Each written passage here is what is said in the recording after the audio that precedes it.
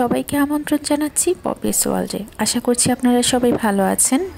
আজকের ভিডিওতে আমার ছাদ বাগানের কিছু সবজির উপর নিয়ে তৈরি করেছি। প্রকৃতি বলতে আমি মনে করি মাটি, বায়ু, জল, এই তিনটির সংমিশ্রণে প্রকৃতি খুব সুন্দরভাবে ফুটে ওঠে।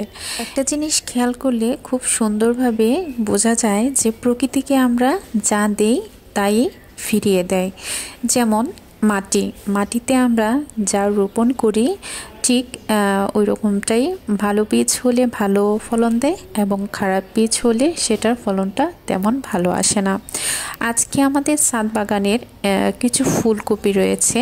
এই ছোট ছোট ফুলকপি মাত্র হয়েছে। এই ফুলকপিগুলো কিন্তু বিশাল আকার ক্ষেতের মধ্যে বা মাঠের মধ্যে তৈরি হয় নাই। এটা ছোট্ট একটা সিমেন্টের বস্তার মধ্যে মাটি রয়েছে, মাটিটাতে একটু রোপণ করা হয়েছে।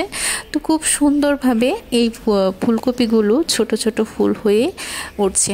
তা আমি রীতিমতো দেখে একটু অবাক হয়েছি এবং আমার খুবই ভালো লেগেছে যে এত সুন্দর একটা জিনিস তাও এই সিমেন্টের একটা বস্তার মধ্যে তৈরি হয়েছে।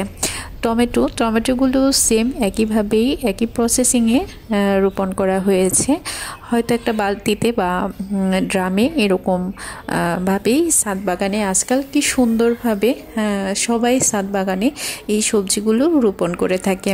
দেখে কতই না ভালো লাগে এবং নিজের চাষের নিজের রোপণ করা এইসব সবজিগুলো খেতে অন্যরকম একটা অনুভূতি কাজ করে। চলুন আমরা সবাই প্রকৃতিকে ভালো কিছু দিই এবং প্রকৃতি থেকে ভালো কিছু নেই। ভিডিওটি দেখার জন্য ধন্যবাদ।